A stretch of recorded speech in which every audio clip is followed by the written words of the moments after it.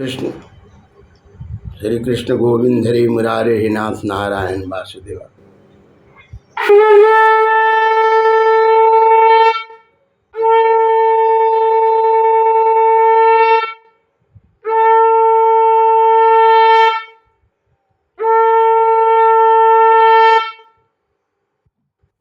सच्चिदानंद रूपाय विश्वोत्पत्त्यादि Hathaway तापत्रय विनाशाय कृष्णाय वयम नमः। निर्गुण निराकार भगवान श्री कृष्ण को हम नमस्कार करते हैं, जो सगुण रूप में महापुरुष के रूप में बार बार अवतार लेते धर्म की स्थापना करने के लिए। सप्तम स्कंद पंचदशो अध्याय। अब पंचदशो अध्याय है गृहस्थ के लिए मोक्ष धर्म का वर्णन। गृहस्थ की मुक्ति कैसे हो। नादोवाच कर्मनिष्ठा द्विज एकेचितं तपोनिष्ठा नृप अपरे स्वाध्याये अन्य परवचने एकेचिद् ज्ञान योगयोः ज्ञाननिष्ठा देवानि कर्तव्य कव्य अन्य अनन्त्यम इच्छता दैवये च सद्भावे स्यात् आदितरेभ्य यथा अर्हता। नारद जी कहते हैं, युधिष्ठिर, कुछ ब्राह्मणों के निष्ठा कर्म में, कुछ के तपस्या में, कुछ की वेदों के स्वाध्याय और प्रवचन में, कुछ के आत्मज्ञान के संपादन में तथा कुछ की योग में होती है। गृहस्थ पुरुष को चाहिए कि श्रद्धा अथवा देव पूजा के अवसर पर अपने कर्म का अक्षय फल प्राप्त करने के लिए ज्ञान निष्ठा पुरुष को ही हवन कव्य का दान करे। यदि वह न मिले तो योगी प्रवचनकार आदि को यथायोग और यथा कर्म देना चाहिए। वेद कार्य में दो ही पृथ्वी मार्ग और श्री कृष्ण गोविंद हरे मुरारी हे नाथ नारायण। वेद कार्य में दो ही, पृथ्वी कार्य में तीन अथवा दोनों में एक एक ब्राह्मण को भोजन कराना चाहिए। अत्यंत धनी होने पर भी श्राद्ध कर्म में अधिक विस्तार नहीं करना चाहिए, क्योंकि सगे संबंधी आदि स्वजनों को देने से और विस्तार करने से देश काल उचित श्रद्धा पदार्थ पात्र और पूजन आदि ठीक ठीक नहीं हो पाते। देश और काल के प्राप्त होने पर ऋषि मुनियों के भोजन करने जो शुद्ध हविष्यान भगवान को भोग लगाकर श्रद्धा से विधि पूर्वक योग पात्र को देना चाहिए। वह समस्त कामनाओं को पूर्ण करने वाला और अक्षय होता है। देवता ऋषि पितर अन्न प्राणी स्वजन और अपने आप को ही भी अन्न का विभाजन करने के समय परमात्मा स्वरूप ही देखे। धर्म का कर्म जानने वाला पुरुष श्राद्ध में मांस का अर्पण न करे और न स्वयं ही उसे खाए, क्योंकि पितरों को ऋषि मुनियों के योग हविष्यान से जैसी प्रसन्नता होती है, वैसी पशु हिंसा से नहीं होती। जो लोग सधर्म पालन की अभिलाषा रखते हैं, उनके लिए उससे बढ़कर और कोई धर्म नहीं है कि किसी भी प्राणी को मन वाणी और शरीर से किसी प्रकार कष्ट न दिया जाए। इसी से कोई तत्व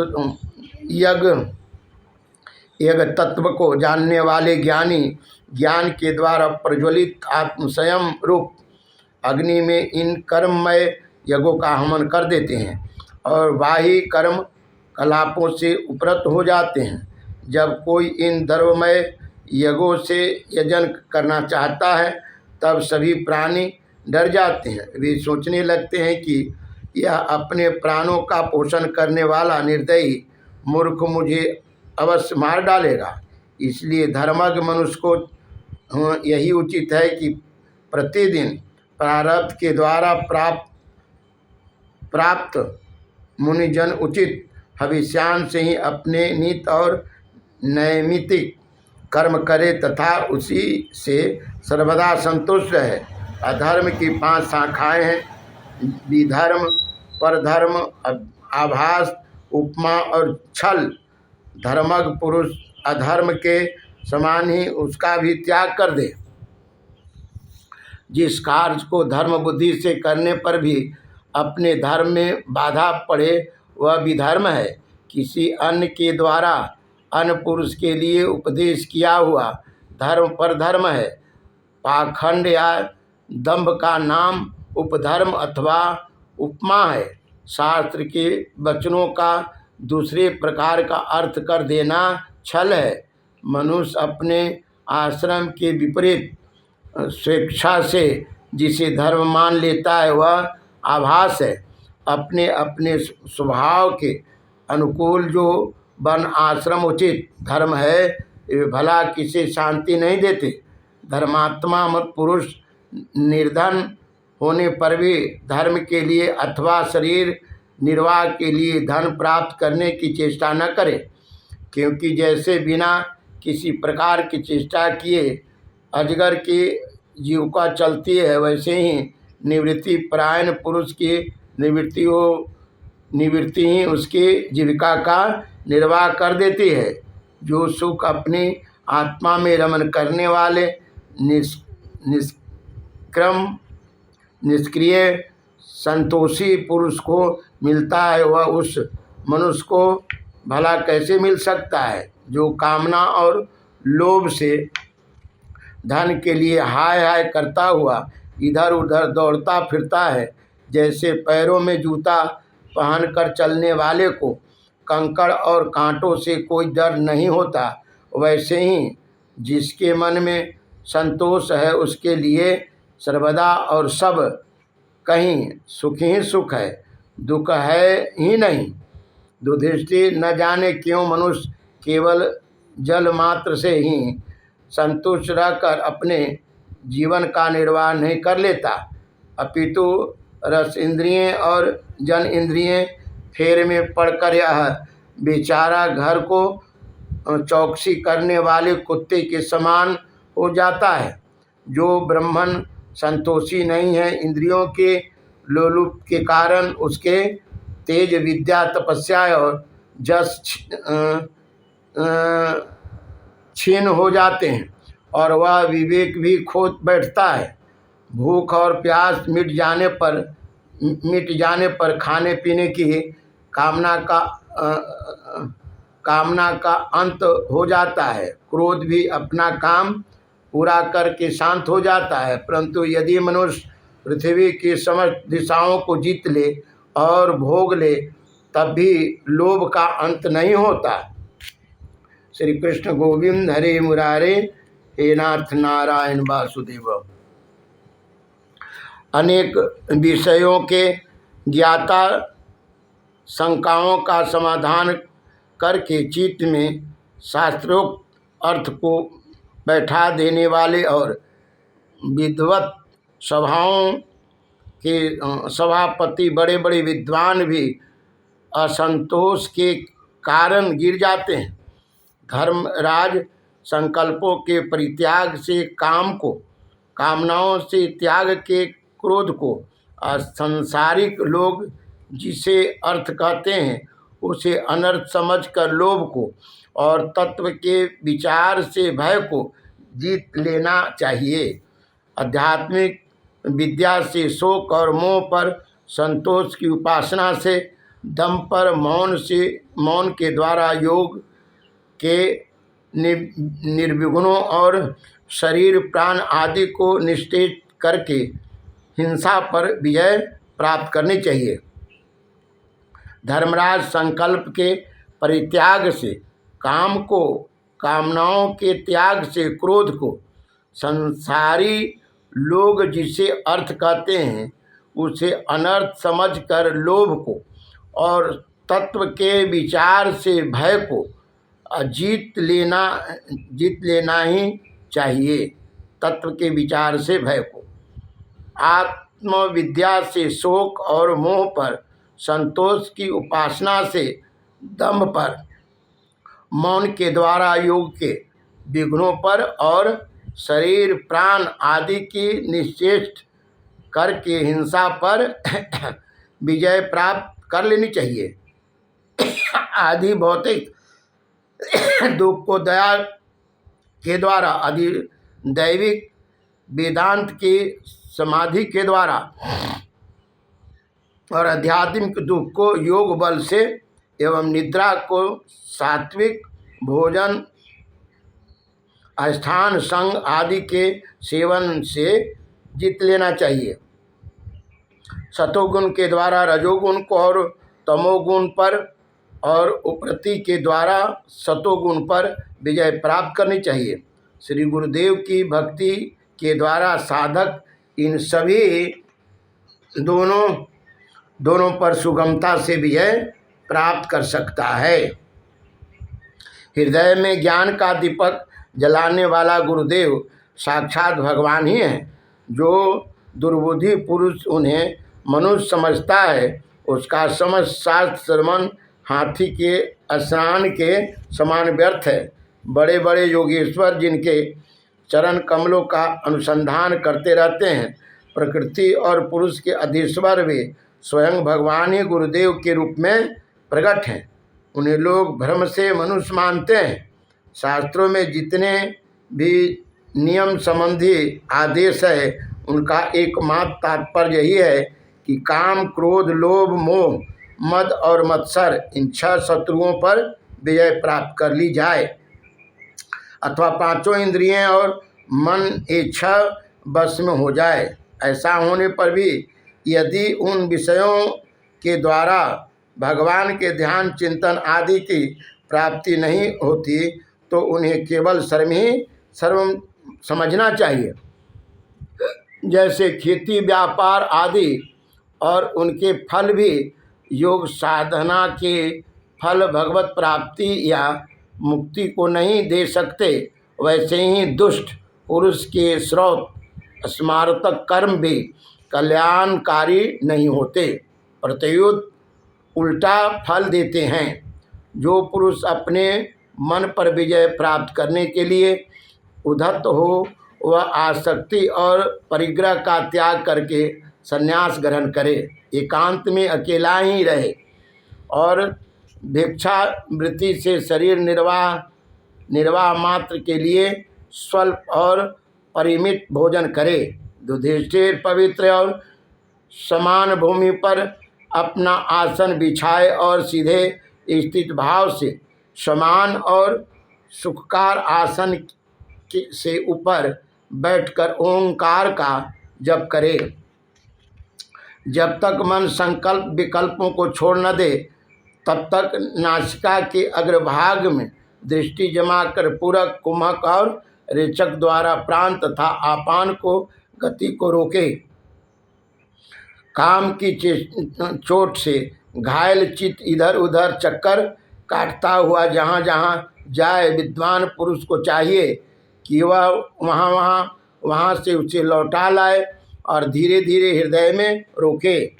जब साधक निरंतर इस प्रकार का अभ्यास करता है, तब ईंधन के बिना जैसे अग्नि बुझ जाती है, वैसे ही थोड़े समय में उसका चित्त शांत हो जाता है। इस प्रकार जब काम वासनाएं चोट करना बंद कर देती है और समस्त वृत्तियाँ अत्यंत शांत हो जाती है, तब चित्त ब्रह्मानंद के संस्पर्श में मग्न हो जाता है और फिर उसका कभी उत्थान नहीं होता। जो सन्यासी पहले तो धर्म, अर्थ और काम के मूल कारण गृहस्थ आश्रम का परित्याग कर देता है और फिर उन्हीं का सेवन करने लगता है, वह निर्लज, अपने उगले हुए खाने वाले कुत्ता ही है। श्री कृष्ण गोविंद हरे मुरारे, हे नाथ नारायण वासुदेव। जिन्होंने अपने शरीर को अनात्मक, मृत्युग्रस्त और विष्ठा, कृमि एवं राग समझ लिया था, वे ही मूढ़ फिर उसे आत्मा मानकर उसकी प्रशंसा करने लगते हैं।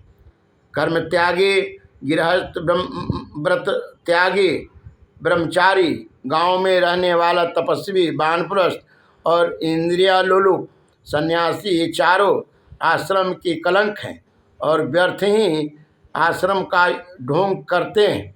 भगवान की माया से विमोहित उन मूढ़ों पर तरस खाकर उनकी उपेक्षा कर देनी चाहिए। आत्मज्ञान के द्वारा जिसकी सारी वासनाएं निर्मूल हो गई हैं और जिसने अपने आत्मा को परब्रह्म स्वरूप जान लिया है, वह किस विषय की इच्छा और किस भोक्ता की तृप्ति के लिए इंद्रिय लुलुप होकर अपने शरीर का पोषण करेगा। उपनिषदों में कहा गया है कि शरीर रथ है, इंद्रियां घोड़े हैं, इंद्रियों का स्वामी मन लगाम है, शब्द आदि विषय मार्ग है, अब बुद्धि सारथी है, चित्त ही भगवान के द्वारा निर्मित बांधने की विशाल रस्सी है, 10 प्राण धुरी है, धर्म और अधर्म पहिए हैं और इनका अभिमानी जीव रथी कहा गया है। ओंकार ही उस रथ की धनुष है, अशुद्ध जीवात्मा बाण और परमात्मा लक्ष्य है। इस ओंकार के द्वारा अंतरात्मा को परमात्मा में लीन कर देना ही चाहिए। राग द्वेष लोभ शोक मोह भय मद मान अपमान, दूसरे के गुणों में दोष निकालना, छल हिंसा, दूसरों की उन्नति देखकर जलना, तृष्णा, प्रमाद, भूख और निंद, ये सब और ऐसे ही जीवों की और भी बहुत सी शत्रु हैं। उनमें रजोगुण एवं तमोगुण प्रधान प्रवृत्तियां अधिक है, कहीं कहीं कोई सतोगुण प्रधान ही होती हैं। यह मनुष्य शरीर रूप रथ जब तक अपने बस में है और इसके इंद्रिय मन आदि सारे साधन अच्छी दशा में विद्यमान है, तभी तक श्री गुरुदेव के चरण कमलों की सेवा पूजा से शांत धराई हुई ज्ञान की तीखी तलवार लेकर भगवान के आश्रम से इन शत्रुओं को, भगवान के आश्रय से इन शत्रुओं का नाश करके अपने स्वराज सिंहासन पर विराजमान हो जाए और फिर अत्यंत शांत भाव से इस शरीर का भी परित्याग कर दे। नहीं तो तनिक भी प्रमाद हो जाने पर इंद्रियां रूप दुष्ट घोड़े और उनकी मित्रता रखने वाले बुद्धि रूप सारथी रथ के स्वामी जीव को उल्टे रास्ते ले जाकर विषय रूपी लुटेरे के हाथों में डाल देंगे। वे डाकू सारथी और घोड़ों के सहित इस जीव को मृत्यु से अत्यंत भयावने घोर अंधकार में संसार के कुएं में गिरा देंगे। वैदिक कर्म 2 प्रकार के हैं, एक तो वे जो प्रवृत्ति को उनके विषयों की ओर ले जाते हैं और प्रवृत्ति प्रवक्त, और दूसरे वे जो प्रवृत्तियों को उनके विषयों की ओर लौटाकर शांत एवं आत्म साक्षात के योग बना देते हैं। प्रवृत्ति परक कर्म मार्ग से बार बार जन्म मृत्यु की प्राप्ति होती है और निवृत्ति परक भक्ति मार्ग या ज्ञान मार्ग के द्वारा परमात्मा की प्राप्ति होती है। शयन आदि हिंसामय कर्म, अग्निहोत्र, दर्श, पूर्णमास, चतुर्मास, पशुयाग, सोमयाग, वैश्वदेव, बलिहरण आदि द्रव्यमय कर्म इष्ट कहलाते हैं और देवतालय, बगीचा, कुआं आदि बनवाना तथा प्याऊ आदि लगाना पूर्त कर्म है। ये सभी प्रवृत्ति परक कर्म है और सकाम भाव से युक्त होने पर अशांति के ही कारण बनते हैं। प्रवृत्ति परायण पुरुष मरने पर चरु, पुरोडास आदि यज्ञ संबंधी द्रव्यों के सूक्ष्म भाग से बना हुआ शरीर धारण कर धूमा अभिमानी देवताओं के पास जाता है। फिर क्रमशः रात्रि कृष्ण पक्ष और दक्षिणायन के अभिमानी देवता के पास जाकर चंद्रलोक में पहुंचता है।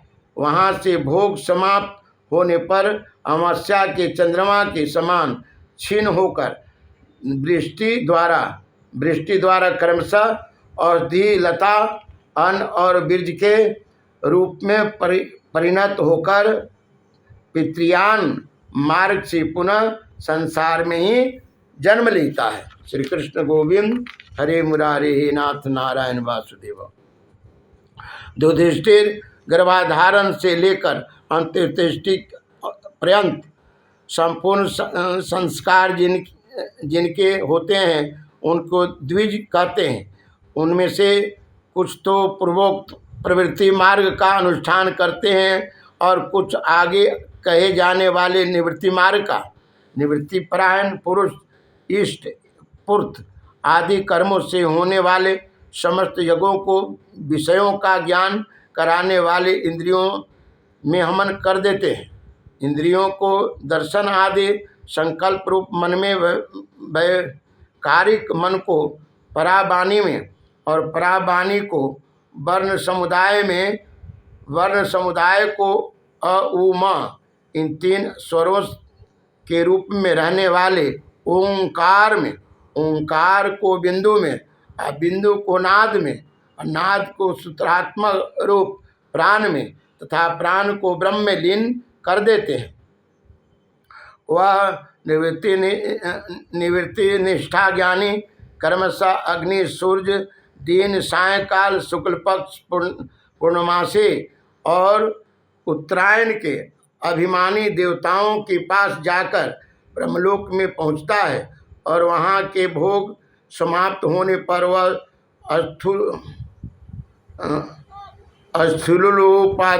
स्थूलोपाधि विश्व अपनी स्थूल उपाधियों को सूक्ष्म में लीन करके सूक्ष्म उपाधि तेजस हो जाता है। फिर सूक्ष्म उपाधि को कारण में लय करके कारण उपाधि प्रज्ञा रूप से स्थित होता है।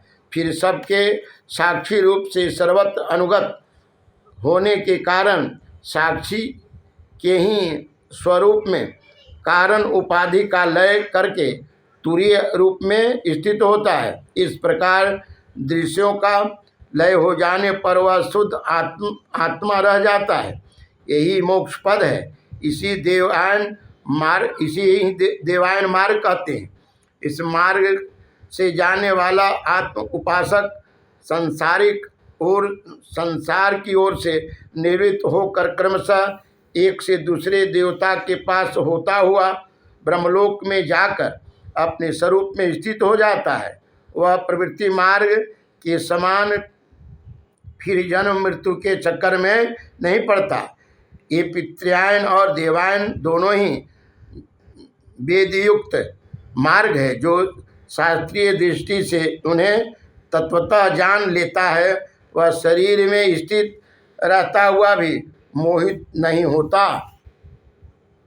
पैदा होने पर शरीर के पहले भी कारण रूप से और उसका अंत हो जाने पर भी उनके अवधि रूप से जो स्वयं विद्यमान रहता है, जो भोग रूपी बाहर और भोक्ता रूप से भीतर है तथा ऊंच और नीच जानना और जानने का विषय वाणी और वाणी का विषय अंधकार और प्रकाश आदि वस्तु के रूप में कुछ भी उपलब्ध होता है वह सब स्वयं यही तत्ववेता ही है। इसी से मोह उसका स्पर्श नहीं कर सकता।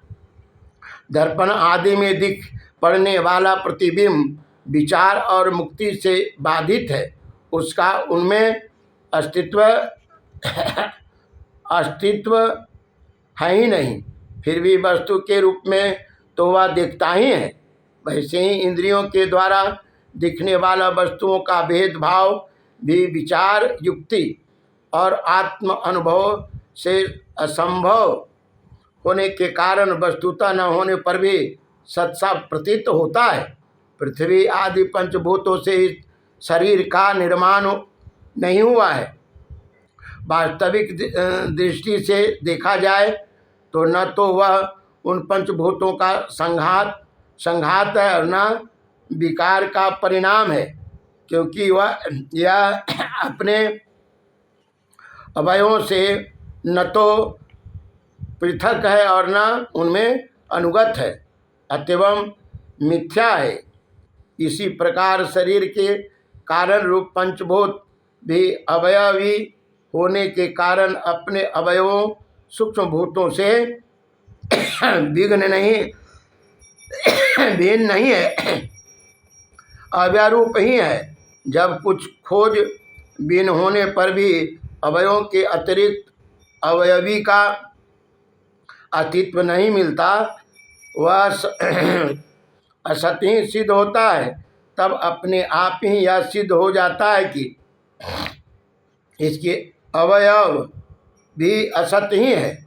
जब तक ज्ञान के कारण एक ही परम तत्व में अनेक वस्तुओं के भेद मालूम पड़ते रहते हैं, तब तक भ्रम भी यह गोविंद हरे मुरारे हे नाथ नारायण वासुदेव। श्री कृष्ण गोविंद हरे मुरारे हे नाथ नारायण वासुदेव। श्री कृष्ण गोविंद हरे मुरारे हे नाथ नारायण वासुदेव। श्री कृष्ण गोविंद हरे मुरारे नाथ। जब तक अज्ञान के कारण एक ही परम तत्व में अनेक वस्तुओं के भेद मालूम पड़ते रहते हैं, तब तक यह भ्रम भी यह रह सकता है कि जो वस्तुएं पहले थी वे अब भी है, और स्वप्न में भी जिस प्रकार जागृत स्वप्न आदि अवस्थाओं के अलग अलग अनुभव होते हैं तथा उनमें भी विधि निषेध के शास्त्र रहते हैं, वैसे ही जब तक इन भिन्नताओं के अस्तित्व का मोह बना हुआ है, तब तक यहाँ भी विधि निषेध के शास्त्र ही हैं। जो विचारशील पुरुष स्वप्न अनुभूति के आत्मा के त्रिविध अद्वैत का साक्षात्कार करते हैं, ये जागृत स्वप्न सुषुप्ति और दृष्टा दर्शन तथा दृश्य के भेद रूप स्वप्न को मिटा देते हैं। ये अद्वैत तीन प्रकार के हैं, भाद्वैत, क्रियाद्वैत और द्रव्यद्वैत। जैसे वस्त्र सूत्ररूप ही होता है, वैसे कार्य भी कारण मात्र ही है, क्योंकि भेद तो वास्तव में है ही नहीं। इस प्रकार सबका एकता का विचार भावद्वैत है। दुर्दृष्टि मन, वाणी और शरीर से होने वाले सब कर्म स्वयं परब्रह्म परमात्मा में ही हो रहे हैं, उसी में अध्यस्त है। इस भाव से समस्त कर्मों को समर्पित कर देना क्रियाद्वैत है। स्त्री पुत्र आदि सगे संबंधी एवं संसार के अन्य समस्त प्राणियों के यथा अपने स्वार्थ और भोग एक ही हैं, उनमें अपने और पराये का भेद नहीं है। इस प्रकार विचार द्रव्यद्वैत है। दुर्दृष्टि जिस पुरुष के लिए जिस द्रव्य को जिस समय जिस उपाय से जिससे ग्रहण करना शास्त्र ज्ञान के विरुद्ध न हो, उसी से अपने सब कार्य संपन्न करने चाहिए। आपत्ति काल को छोड़कर इससे अन्यथा नहीं करना चाहिए। महाराज भगवत भक्त मनुष्य वेद में कहे हुए इन कर्मों के तथा अन्य स्वकर्मों के अनुष्ठान से घर में रहते हुए भी श्री कृष्ण की गति प्राप्त कर सकता है। युधिष्ठिर, जैसे तुम अपने स्वामी भगवान श्री कृष्ण की कृपा और सहायता से बड़ी बड़ी कठिन विपत्तियों से पार हो गए हो, और उन्हीं के चरण कमलों की सेवा से समस्त भूमंडल को जीतकर तुमने बड़े बड़े राजस्व आदि यज्ञ किए हो। पूर्व जन्म में, इसके पहले के महाकल्प में, मैं एक गंधर्व था। मेरा नाम था उपबरहन, और गंधर्वों में मेरा बड़ा सम्मान था। मेरी सुंदरता, सुकुमारता और मधुरता अपूर्व थी, और शरीर में सुगंधी शरीर से सुगंधी निकलता करती, और देखने में मैं बड़ा अच्छा लगता था। स्त्रियां मुझसे बहुत प्रेम करती थी, और मैं सदा प्रमाद में ही रहता था, अत्यंत विलासी था। एक बार देवताओं के यहाँ यह ज्ञान सत्र हुआ। उसमें बड़े बड़े प्रजापति आए थे। भगवान की लीला का गान करने के लिए उन लोगों ने गंधर्व और अप्सराओं को बुलाया। मैं जानता था कि वह संतों का समाज है, और वहाँ भगवान की लीला का ही गान होता है। फिर भी मैंने स्त्रियों के साथ लौकिक गीतों का गान करता हुआ उन्मत्त की तरह वहाँ जा पहुँचा। देवताओं ने देखा कि यह तो हम लोगों का अनादर कर रहा है। उन्होंने अपनी शक्ति से मुझे श्राप दे दिया कि तुमने हम लोगों की अवहेलना की है, इसलिए तुम्हारी सारी सौंदर्य संपत्ति नष्ट हो जाए और तुम शीघ्र ही शूद्र हो जाओ। उनके शाप से मैं दासी का पुत्र हुआ, किंतु यह शूद्र जीवन में किए हुए महात्माओं के संसर्ग एवं सेवा शुश्रूषा के प्रभाव से मैं दूसरे जन्म में ब्रह्मा जी का पुत्र हुआ। संतों की अवहेलना और सेवा का यह मेरा प्रत्यक्ष अनुभव। संत सेवा से ही भगवान प्रसन्न होते हैं। मैंने तुम्हें गृहस्थों का पापनाशक धर्म बतला दिया। इस धर्म के आचरण से गृहस्थ भी अनायास ही सन्यासियों को मिलने वाले परम पद प्राप्त कर लेता है। युधिष्ठिर, हम मनुष्य लोक में तुम लोगों के भाग्य अत्यंत प्रशंसनीय है, क्योंकि तुम्हारे घर में साक्षात परब्रह्म परमात्मा मनुष्य का रूप धारण करके गुप्त रूप से निवास करते हैं। इसी से सारे संसार को पवित्र कर देने वाले ऋषि मुनि बार बार उनका दर्शन करने के लिए चारों ओर से तुम्हारे पास आया करते हैं।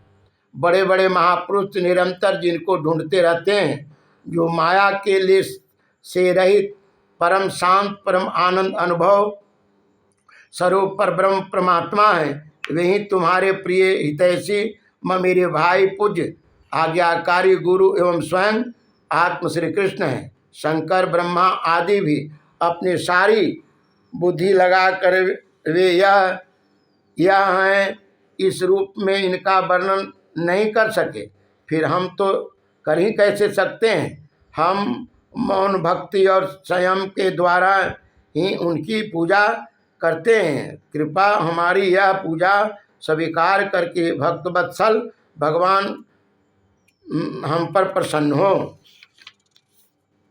सुखदेव जी कहते हैं, परीक्षित, देवर्षि नारद का यह प्रवचन सुनकर राजा युधिष्ठिर को अत्यंत आनंद हुआ। उन्होंने प्रेम विवल होकर देवर्षि नारद और भगवान श्री कृष्ण की पूजा की।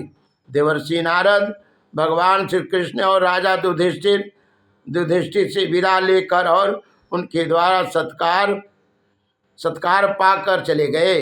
भगवान श्री कृष्ण ही परब्रह्म है, यह सुनकर युधिष्ठिर की आश्चर्य की सीमा नहीं रही। परीक्षित, इस प्रकार मैंने तुम्हें दक्ष पुत्रियों के वंशों का अलग अलग वर्णन सुनाया।